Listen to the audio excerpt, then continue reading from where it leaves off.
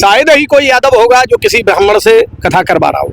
तो अदर जाति के व्यक्ति से कथा करवा ले, लेकिन ब्राह्मण से कोई कथा अब इस समय यादव नहीं करवा रहा। जी जी जी, क्योंकि यादव के अंदर जो है ओज है, क्षत्रित्व है, भगवान कृष्ण का वंशज है, गंगा माँ का पुत्र है, नरेंद्र सेन यदुवंश की कन्या गायत्री के वंशज हैं हम। ब्राह्मण लोग कहते हैं यादवों का ये काम नहीं है कि कथा भागवत करने का, ब्राह्मणों यादवों काम है गाय चराना, दूध बेचना, भैंस बेचना, ये सब काम यादवों का है।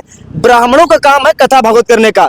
अगर आप ऐसे लोग काम करेंगे तो जैसे इटावा में जो घटना घटी थी, यादवों की मौजूद काट दी गई, वैसे घटना आप लोगों के साथ घट सकती है। कहते भाड़ा मेरा रहा, पेट्रोल का खर्च मेरा रहा, धाम में रहने की व्यवस्था मेरी रही, भोजन मेरा रहा। आइए, जिसको परीक्षा लेना है पहुंचे धाम। चैलेंज स्वीकार है। जिसमें समर्थ हो पहुंचे, सब कुछ मेरा रहा। जो लोग कहते थे कि अभी तक यादव कथा नहीं कह सकते, यादव तो पर्चा भी निकालते हैं, यादव अब दरबार भी लगाते हैं। जिसमें समर्थ हो तो रोक कर दिखा दे। यादव का श्राप सुदामा पर बर्दाश्त नहीं हुआ था, दर दर भीख मांगी, चुपके चना चबाई लिए, तब हर ने श्राप दियो। भगवान कृष्ण के साथ में एक बार छल किया, जीवन भर भटकना पड़ा। उन ब्रह्मा ने गौओं को चुरा लिया, गाय बछड़ों को चुरा लिया, सारे चीजों को चुरा लिया। ब्रह्मलोक से उन्हें जो है अलग होना पड़ा। उन भगवान कृष्ण की स्तुति करनी पड़ी, माफी मांगनी पड़ी, आराधना करनी पड़ी। यदुवंश की कथा को सुनने से सभी के पाप नष्ट हो जाते हैं। अच्छा, जब सभी के पाप नष्ट हो जाते हैं यादव की कथा सुनने से, तो यादव की कथा सुनाने से तो चौगुने नष्ट हो जाएंगे। यादव कथा सुन सकता है, यादव कथा करवा सकता है, तो यादव कथा कह क्यों नहीं सकता है? एक बात बताइए पत्रकार जी, विचार करिए कि अपने बाबा की वंशावली, अपने पूर्वज की वंशावली, उसके वंश का व्यक्ति नाती और पोता जो होगा वो अच्छी तरीके से कह सकता है कि पड़ोसी? नहीं, जो वही कह सकते हैं। इटावा में घटना घटी थी जहां पर एक यादव समाज के लोग कथा कर रहे थे, तो ब्राह्मण समाज के लोग आए, उनके साथ बड़ा गलत व्यवहार किया गया, उन पर पेशाब छिड़काव किया गया, उनकी चोटी वोटी काटी गई, और आप भी लगातार कथावाचक कर रहे हैं, तो मन में कुछ डर दबाव था या फिर अभी उसी आप अपने तरीके से काम कर रहे हैं? देखिए, इटावा वाली घटना के बाद में मैं जो भी, जिस समाज का जो भी व्यक्ति, हर समाज में कथावाचक हैं, चाहे वो किसी भी समाज हो, कोई भी जाति हो, हर जाति में, और जिसमें जो जहां विद्वानता है जिसको, वो उस तरीके से कथाएं अपने तरीके से कर रहे हैं। लिहाजा जो भी नुकसान हुआ वो ब्राह्मणों को ही हुआ, क्योंकि ब्राह्मणों में कथाएं बहुत कम होती हैं, अदर जातियों में लोग ज्यादा करते हैं। हमारे ख्याल से तो यादवों में सबसे ज्यादा होती है। जी बिल्कुल। और जब यादवों में सबसे ज्यादा होती हैं, तो यादवों के साथ चोटी काटने कांड होने के बाद में यादव बहुत जागरूक हो गया। शायद ही कोई यादव होगा जो किसी ब्राह्मण से कथा करवा रहा हो।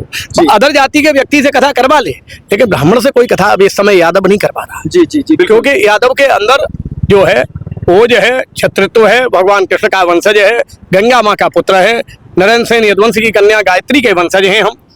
उस जो है भगवान कृष्ण का जो है वंश है यदुवंश, जिसकी कथा, एक विचार हमारे समझ में आ रहा है कि कथा कहने वाला श्री सुखदेव जी, लिखने वाले महर्षि वेदव्यास। महर्षि वेदव्यास भी यादव ने वंशज में है। क्यों? क्योंकि महर्षि वेदव्यास के 4 पुत्र हुए, श्री सुखदेव जी, पांडु, विदुर और धृतराज। ये वंश भी आगे चला, और जब ये वंश आगे चला तो श्री सुखदेव जी से लेके, कथा कहने वाले से लेके, सुनने वाले से लेके, सुनाने वाले लेकर, पूरी वंशावली यदुवंशियों की है। पूरी भागवत में यादवों की कथा अलग कर दी जाए और ब्राह्मणों की कथा अलग कर दी जाए, तो फिर भागवत में रह गया क्या? बिल्कुल भाई, ब्राह्मणों की क्या कथाएं हैं, और वो भी कथाएं हैं वो भी दूषित। अच्छा महाराज जी, जो भी कथाएं हैं वो छल विद्या से चल रहा था। ये तमाम सारे लोग कह रहे थे कि कथा भगवान श्री कृष्ण की, अगर वो कथा भागवत में जो भी बताया जाता है, भगवान ज्यादातर कृष्ण भगवान की लीला के बारे में बताया जाता है, तब यादव कथा सुन सकता है, यादव कथा करवा सकता है, तो यादव कथा कह क्यों नहीं सकता है? एक बात बताइए पत्रकार जी, विचार करिए कि अपने बाबा की वंशावली, अपने पूर्वज की वंशावली, उसके वंश का व्यक्ति नाती और पोता जो होगा वो अच्छी तरीके से कह सकता है कि पड़ोसी? नहीं, जो वही कह सकते हैं। जो उसके वंश का वंशावली होगा, जो उसका नाती होगा, उसका पोता होगा, उसका वंशज होगा, वो अपने पूर्वजों के विषय में अच्छी तरीके से बता सकता है। अब पड़ोसी जो कहे मेरे साथ में रहे, मैं बता सकता हूँ, मुझे अरे तुम्हें क्या ज्ञान है? मुझे मालूम है कि उन्हें नमक कितना पसंद था, कि उन्हें जो है पानी कितना लेते थे। जी, तो कहने का मतलब ये है कि भगवान कृष्ण यदुवंशी थे, और जब भगवान कृष्ण यदुवंशी थे, श्रीमद् भागवत महापुराण में जो भी कथाएं आती हैं सभी यदुवंशियों की आती हैं, महाभारत में जो भी कथाएं आती हैं वो सभी यदुवंशियों की आती हैं, और जब सारी कथाएं यदुवंशियों की आती हैं तो यदुवंश से अच्छी उस कथा को कह कौन सकता है। भागवत जी में एक बहुत बड़ा स्पष्ट लिखा हुआ है कि यदुर्वंशम नराश्वत्वा सर्व पाप विनाशनम। यदुर्वंश की कथा को सुनने से सभी के पाप नष्ट हो जाते हैं।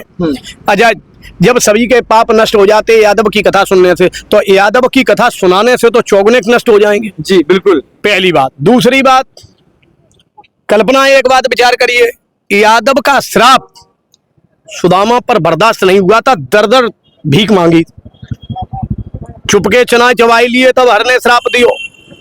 भगवान कृष्ण के साथ में एक बार छल किया, जीवन भर भटकना पड़ा। उन ब्रह्मा ने गौओं को चुरा लिया, गाय बछड़ों को चुरा लिया, सारे चीजों को चुरा लिया, ब्रह्मलोक से उन्हें जो है अलग होना पड़ा। उन भगवान कृष्ण की स्तुति करनी पड़ी, माफी मांगनी पड़ी, आराधना करनी पड़ी। तो ये बात सोचना चाहिए ऐसे लोगों को कि यादवों के साथ जब जब कोई कुछ आतंक छल किया तो माफी भी मांगनी पड़ी और श्राप को भी भुगतना पड़ा। जी। तो कल्पना करें, आखिरकार यादवों के साथ इस तरीके की छेड़छाड़ न करें। आखिर भगवान जो है कंस को भी समझाया था नारद ने कि यदुवंशियों से छेड़छाड़ करने का परिणाम बहुत बुरा होता है। जी जी। सारी जातियां जो भी चंद्रवंश में आती हैं, जैसे बनियों की बात कर ली जाए तो बनिया जो है अक्रूर जी के कई वंशज हैं। अक्रूर जी भगवान कृष्ण के चाचा हुआ करते थे। तो सारा ये चंद्रवंश आता है, और जो चंद्रवंश में जितनी भी शाखाएं आती हैं वो सभी कृष्ण से कहीं ना कहीं भगवान कन्हैया से। जी जी। थोड़ा आइए हमारे साथ में हमारे परम शिष्य हैं अजय शास्त्री जी जी, और इनका बजरंग धाम है जी। मैं सारे लोगों से एक विशेष निवेदन करेंगे कि मुझे बाद में पता लगा धीरे धीरे कि इनके यहाँ एक बहुत बड़ी दिव्य शक्ति है, और एक कोई संत जी थे जिनकी एक दिव्य शक्ति है जो आज वहाँ पर बहुत कार्यरत है, जो इन्हें प्रेरणा देती है, और प्रेरणा देने के बाद में जो भी लोग किसी भी भाव से जाते हैं उनके कष्टों का निवारण होता है। आइए शास्त्री जी अपने मुखार बिंदु से हमें बताएंगे। जी जी जी। थोड़ा शास्त्री जी, क्या नाम है आपका? जी, मेरा नाम अजय शास्त्री, ग्राम शेखपुर कटरा जी, पोस्ट पोखरा कला, थाना सदरपुर, जिला सीतापुर। बजरंग धाम का मैं सेवक हूँ, जहाँ पर मेरे द्वारा दरबार लगाया जाता मंगल और शनिवार को। इस समय तो भारत के कोने कोने से लोग आते हैं। जो लोग कहते थे कि अभी तक यादव कथा नहीं कह सकते, यादव तो अब पर्चा भी निकालते हैं, यादव अब दरबार भी लगाते हैं। जिसमें समर्थ हो तो रोक कर दिखा दे। मैंने ऐसे भी कहा है कि अगर देखिए जिस तरह से आप कह रहे हैं कि ब्राह्मण ही कथा करने का पात्र है या कथा कह सकता है, दरबार लगा सकता है या भगवान का स्मरण कर सकता है, तो अन्य जातियां, अन्य जो सभी अभी महाराज जी ने कहा कि यादव कथा करेगा, यादव पर्चा निकालेगा। जी, ये बात महाराज जी कह रहे हैं। जी, और एक महाराज जी हैं बागेश्वर बाबा धाम, जी, वो भी पर्चा निकालते हैं। उनका बड़ा लोग मजाक उड़ाते हैं, बड़ी हंसी मजाक उड़ाते हैं, और आप उनके कहीं ना कहीं अभी उन्हीं जैसा ये आप भी काम करने लगे हैं, लोग आपका भी मजाक उड़ाएंगे। और आप पहले आपकी समाज से है। देखिए मैं यादव हूँ, जाति से यादव। मैंने इसलिए कहा कि हर जाति का कोई भी जो भी भगवान का भजन करना चाहे। ब्राह्मण लोग कहते हैं यादवों का ये काम नहीं है कि कथा भागवत करने का, ब्राह्मणों यादवों काम है गाय चराना, दूध बेचना, भैंस बेचना, ये सब काम यादवों का है। ब्राह्मणों का काम है कथा भागवत करने का। अगर आप ऐसे लोग काम करेंगे तो जैसे इटावा में जो घटना घटी थी, यादवों की मौजूद काट दी गई, वैसे घटना आप लोगों के साथ घट सकती है। हमारे ऐसा क्यों नहीं यादव कथा कर सकता है? जैसे कि अभी महाराज जी ने बताया कि हमारे पूर्वज, हमारे ही वंशज, हमारे दादा परदादा, जिनकी कथाएं ये लोग गुणगान करके अपना कमाते खाते हैं, तो जो हमारे दादा परदादा हुआ करते थे, जो हमारे वंशज होते थे, उनका गुणगान करने में हम लोग ये गुणगान करते, तो इन लोगों को क्यों दर्द हो रहा? जो हमारे वंशज हैं, जिनकी जो हमारे पूर्वज थे, जिनकी हम कथा कहते हैं, जिनका स्मरण करते हैं, तो इन लोगों को इसमें दर्द किस बात? हमारा जी इटावा में जब घटना घटी और आप भी लगातार अपना कार्यक्रम कर रहे हैं, मैं देख रहा हूँ कि बड़ा जोरों जोर से आपका कार्यक्रम चल रहा है, बहुत सारे लोग आ रहे हैं इधर उधर से, तो एक बार भी आपको धमकी मिली कि नहीं इटावा घटना के बाद? कि देखिए मैं धमकियों से किसी से डरता नहीं हूँ। मिली कि नहीं मिली ये बताइए। नहीं, अभी हम मेरे से कोई नहीं मतलब है, और ना ही किसी ने मुझे धमकी दिया, ना ही कोई मेरे यहाँ गया है। हमारे यहाँ बहुत सारे ब्राह्मण भी जाते हैं, और हमारे यहाँ कोई जातिवाद और जाति विशेष को लेकर कोई बात नहीं। हिंदू, मुस्लिम, सिख, ईसाई सभी धर्म के लोग मेरे यहाँ जाते हैं। मुस्लिम भी आपके वहाँ आते हैं? जी बिल्कुल। मेरे वीडियो जितने भी द फ्रीडम वॉइस चैनल के माध्यम से या बजरंग नाम सरकार चैनल के माध्यम से यदि आप लोग देखना चाहेंगे तो उसमें आपको मुस्लिम भी मिलेंगे और सिख भी मिलेंगे, ईसाई भी मिलेंगे, और हिंदू जाति के सभी लोग मिलते हैं। सभी लोग दरबार में जाते हैं, सभी का कल्याण होता है। जाति विशेष को लेकर के मेरे दरबार में कोई जाति विशेष का कोई काम नहीं। तो महाराज जी आप भी पर्चा तो निकाल देते हैं लोगों का? देखिए, मैंने कहा है कि अगर ऐसा समय आया, वैसे तो हम किसी की नकल नहीं करते हैं, क्यों नकल करें। पहले से जो लोग किसी कार्य को करते मैं उससे हट के कार्य करता हूँ, उससे कहीं आगे का कार्य करता हूँ। नहीं, भविष्यवाणी में देख लेते हैं ना लोगों की। देखिए, भविष्यवाणी मैं नहीं देखता, वहाँ के संत भविष्यवाणी तुम्हारी बताएंगे।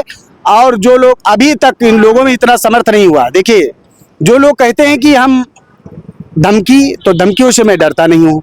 बात यहाँ पर ना हथियार की है और ना ही तो लड़ाई की है, बात है शास्त्रार्थ की, बात है शक्ति की। यदि तुम्हें शक्ति सबसे ज्यादा मानती है तो मेरा चैलेंज स्वीकार करो और आ जाओ, कभी देखते हैं किसको शक्ति और किसको भगवान ज्यादा मानता है। तो महाराज जी ये आपका बिल्कुल दिल साफ हो गया, ये बात आप बोल रहे हैं। बिल्कुल, क्यों नहीं। बहुत सारे लोग इस संसार में, बहुत सारे ऐसे लोग हैं कि अग्नि परीक्षा लेने में समय नहीं लगाते हैं, वो तुरंत आपकी अग्नि परीक्षा लेने आपके पास पहुंच जाएंगे। हम तो कहते हैं भाड़ा मेरा रहा, पेट्रोल का खर्च मेरा रहा, धाम में रहने की व्यवस्था मेरी रही, भोजन मेरा रहा। आइए, जिसको परीक्षा लेना है पहुंचे धाम। चैलेंज स्वीकार है। जिसमें समर्थ हो पहुंचे, सब कुछ मेरा रहा। बहुत बहुत जी। तो ठीक है, ये देखिए हमारे बीच महाराज जी थे, और देखिए सबसे बड़ी बात है कि दोनों जो हमारे बीच महाराज है यादव समाज के हैं। इटावा की घटना के बाद कहीं ना कहीं ये पूरा एक प्रकार से प्रकंडा फैलाया गया था। और कि जी जी प्रकाश जी, मैंने एक संकल्प लिया है कि यादव समाज के उत्थान के लिए, यादव समाज को जागरूक करने के लिए और जागृति के लिए 21 कथाएं इस वर्ष केवल व्यवस्थाएं वो कमेटी और सारी चीजें करेगी। मेरी तरफ से केवल कथा में यादव समाज को ये जागरूक करना है कि तुम हो कौन।